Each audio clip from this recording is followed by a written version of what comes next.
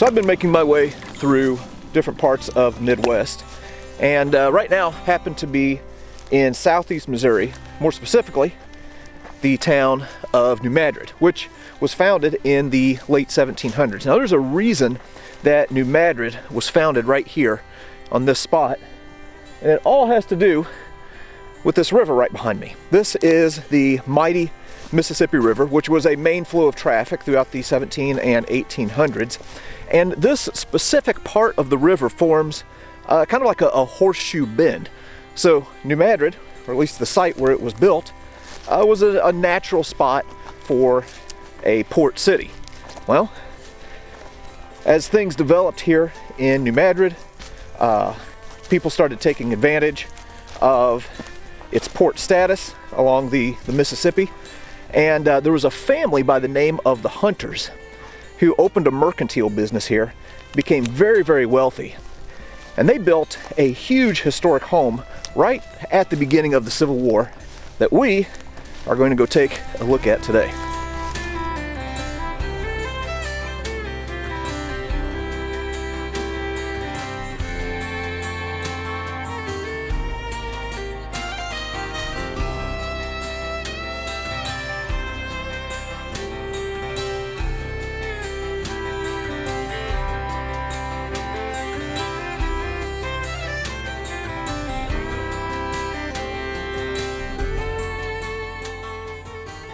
One of the things that I really enjoy about going to all of these different historic sites is that each place that I visit is kind of like getting another piece to a puzzle that gives me a clearer view of the overall picture and helps me to understand like the history and the context that people were living in, things like that, a little bit better.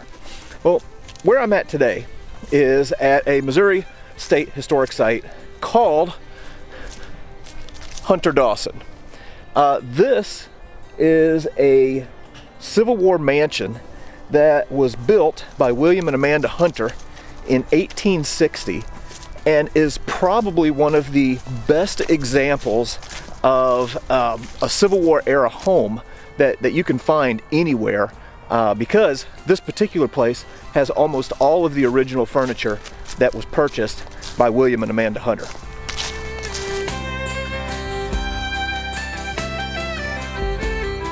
Well, this is the front of the Hunter-Dawson mansion, and as I said, this was completed in 1860.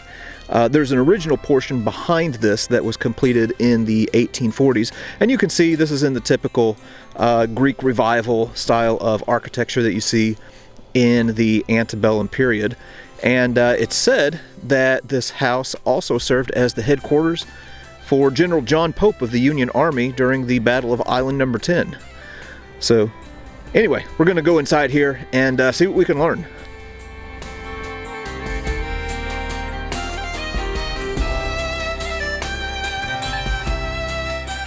All right, so just walked into the front door of the Hunter-Dawson home here. And this area that I'm in, I guess you would call it like a receiving area or a hallway or something like that. And as I mentioned, over 80% of the furniture in this home is original to the period. So it's basically like walking into a time capsule here. So I'm pretty excited about taking a look around. We're going to kind of dodge into each one of the rooms of the house and kind of explore the grounds a little bit. There are a couple of historians here by the name of Matt and Vicky who are going to be with me, really to make sure that I don't sound like a moron, and then there'll be times where I just kind of refer to them because they are the real professionals. All right, now right off the bat, here is something that is really interesting to me. These are two pieces of furniture that were originally purchased by Amanda whenever the house was built right there before the Civil War. These are called pocket chairs. And the reason that they call it a pocket chair, check this out. Yeah, it's got this little hidden compartment there. Kind of cool. So you can put whatever it is that you would want to put in a chair right there in that secret compartment. All right, these are the formal parlors. These rooms were used for the most formal occasions, parties, dances, weddings, funerals. All of the furniture in these two rooms is original. and most of it is part of the collection that she purchased in 1860 from Mitchell and Ramelsburg Furniture Company. This is Amanda and her son Richard. This was painted mid-1840s. Amanda is probably mid to late 20s. Richard, you can tell he's a boy by his hair. A girl would have had her hair parted down the middle, just like Mom, and a boy would have his hair parted on the side. Okay, so we come on into the other formal parlor. We've got William's portrait here. This was painted same time as his wife's. He was 12 years older than Amanda. He passed away before the house was completed in 1859. You've got your pocket doors that we walked through, so you could close those if you were having a smaller gathering, so you didn't have to heat and light both sides, or you could have them open for a larger gathering. And then the piano is an 1858 square grand piano.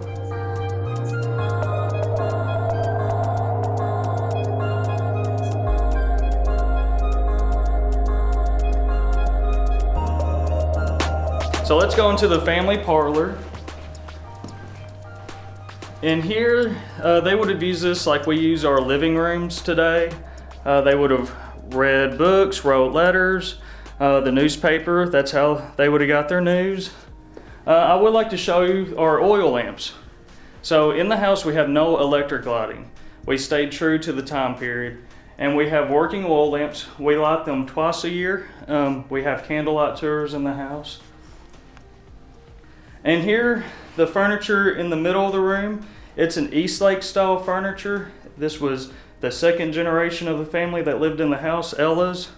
Over here is a roller organ, and you would crank it and it would make music. You have these different, they call them cobs, that you would put on. Huh, that is really cool. So this was a, I guess like a precursor to a record player, maybe? Yeah, I guess you could say that. Not really, but just a music maker. A music maker, yes, and you had to operate it manually. I would say, I compare it to a CD player, and this would be your CD. Okay. Which now that's outdated. Yeah. Okay, so this right here, you could get different pieces. Yes, and I guess if anybody's ever heard of a hurdy-gurdy, it does the same thing that does. Okay, so here's another one of the original furniture pieces here in the family parlor. It's just a secretary desk. Pretty interesting. Something else that I found interesting, though, is all of these maps of Missouri are original period maps. So I love just all of the little details that they have in this house. I'm just going to do a walkthrough of the remaining rooms here on the lower level, and what we're looking at in this room, obviously, is the formal dining room. So, as you can see, quite fancy to entertain guests. And if you proceed back here, well then, this is more of like a family dining room back here.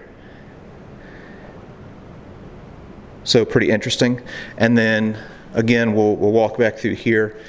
And Vicki told me that there may have been a detached kitchen at one time, but it was gone by the time the state acquired the property. So what we're looking at here would be just kind of a kitchen area. Very, very interesting to see this. Oh my gosh, they even have a pie from the Civil War. Oh, never mind. Now, one thing you might notice walking through these dining areas and kitchen areas is there's no drawers, there's no cupboards, there's nothing like that. Well, this is called a sideboard, so this is where you would have stored your dishes. And something that's kind of interesting, so if you're into woodworking, you might find this interesting. If you pull this drawer open, you'll notice that the joints right here are not dovetail joints. This is a unique joint called a coven pin. Kind of interesting. I've never seen anything like that before. Just another little hidden thing here in this house. Huh. Now look at here. This is kind of cool. Here's an old high chair. I walked right by this thing a moment ago and didn't even see it. So I know this house is really neat. You see new things every time you walk through.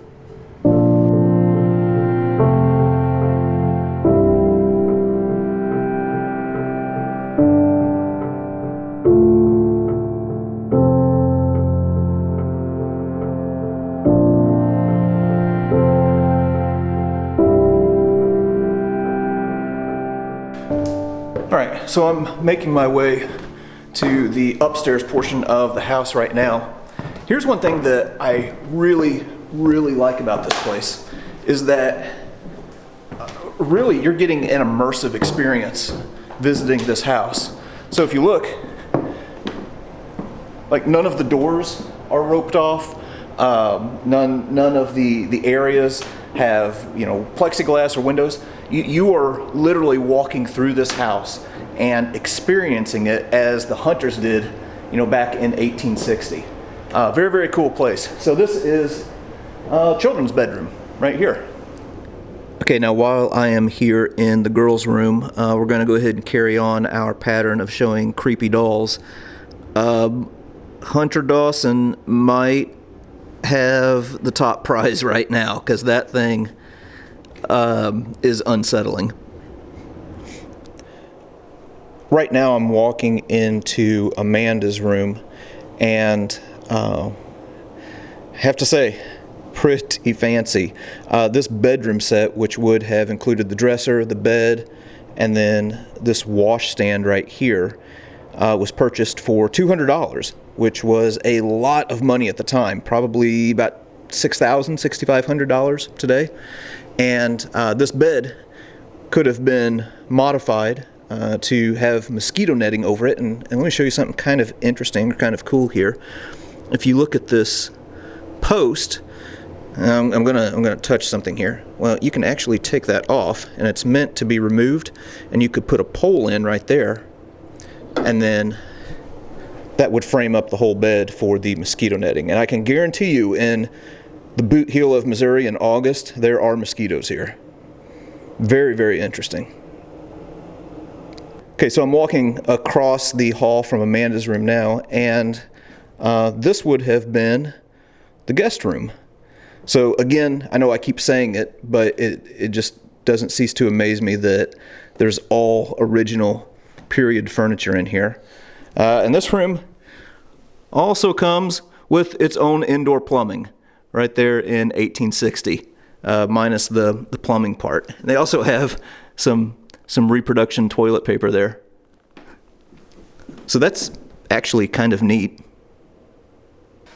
So here on the guest bed we have a set of bed springs. These bed springs were purchased in 1860 with Amanda's furniture purchase.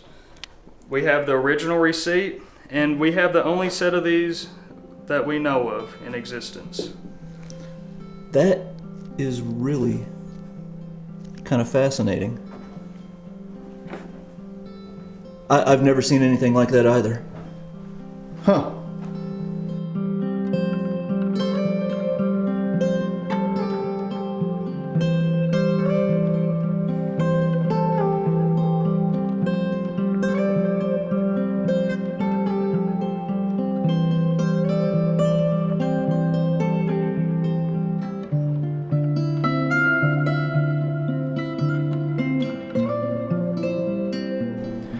All right, I've got one more room upstairs here that I want to show, and this is mainly for my grandma. This is the sewing room that I'm in right now, and there is something exceptionally cool in this room.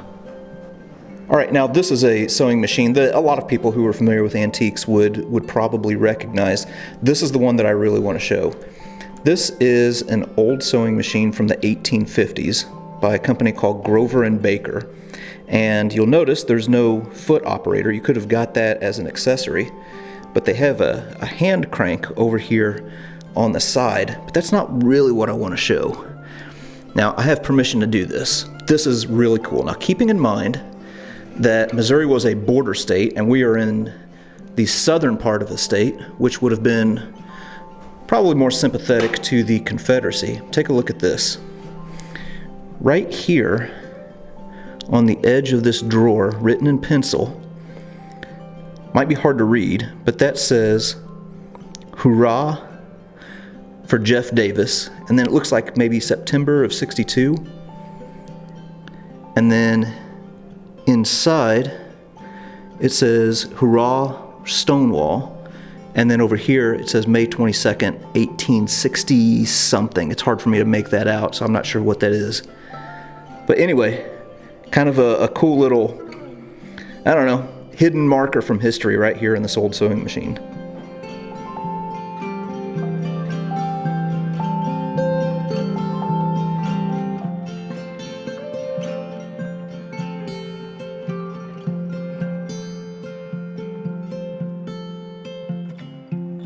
All right, I'm walking out now onto the porch of the second level of this house. Now, the Hunter family in the 1860 census was listed as having 36 slaves here.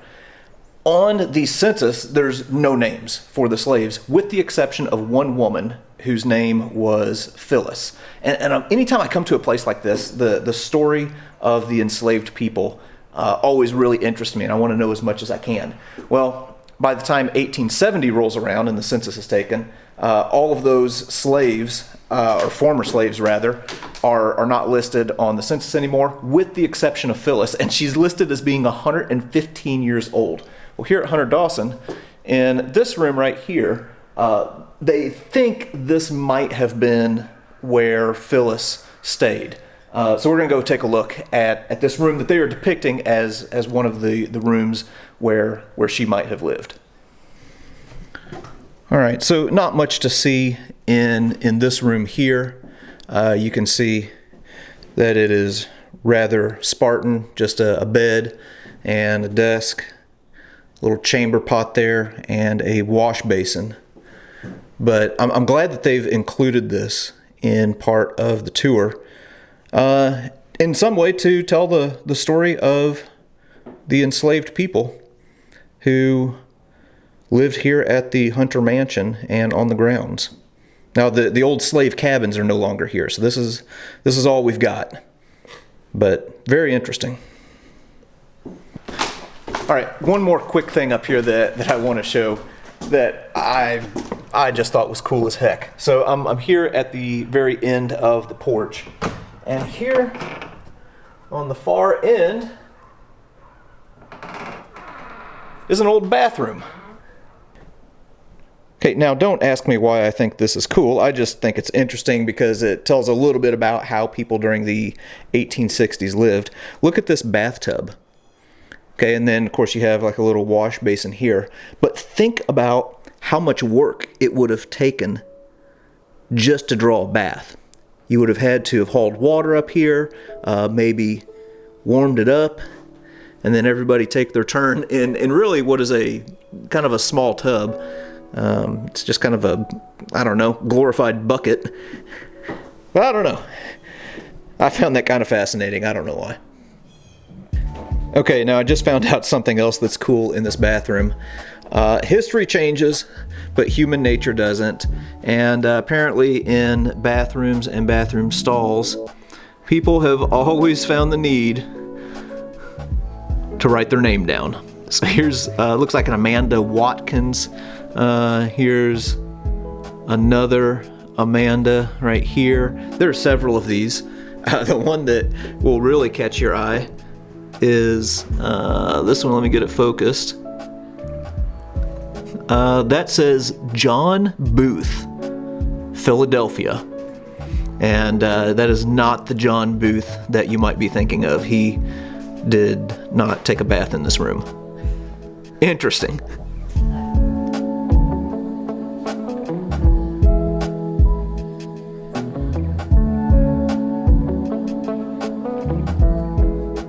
Okay, just got done touring the house, and right now everything is shut down because of COVID. And Matt and Vicky have been nice enough to open up a spot that's typically not open on the tour, and that is this dadgum creepy root cellar. So they, I guess, kindly told me that I could go down there and take a look. So anyway, we'll go down and see what the root cellar looks like here. All right, go ahead and descend down into the darkness. Let me adjust my lighting. And yeah, so you can see just where they would have kept maybe canned goods and different things like that here at the Hunter-Dawson site. And Vicky told me that in the summertime you can open that door up and it is like an air conditioner. And I don't know, for people that are into the paranormal stuff, Matt told me that he was down here one time during a storm, shined his light back into this hole, and could see eyes looking back at him. It turns out it was a cat. You know, I have heard stories of some odd things happening in this house, but I don't know, the history is kind of what I tend to focus on. But anyway, that was the root cellar. All right, one last thing before we go. Now here's another look at the Hunter-Dawson house. This portion was built in the 1840s, and then this one was added on in 1860. And this is the outhouse. So anybody that had to go to the bathroom would have had to have come all the way out here. And if I adjust my lighting, you can see the 5-star accommodations for the toilets. This one, you know, was for you and 2 friends, especially if one of you happened to be a little bit on the short side. So yeah, there's the outhouse.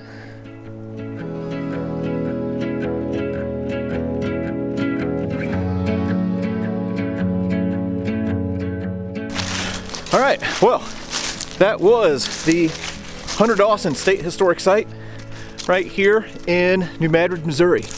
If you are ever traveling through this part of the country, definitely stop and see this place right here. I don't know of any other location where you can go and see such a relic of what life was like during the Civil War than what you can see right here. Thoroughly enjoyed our time here today, and yeah, learned a lot for sure.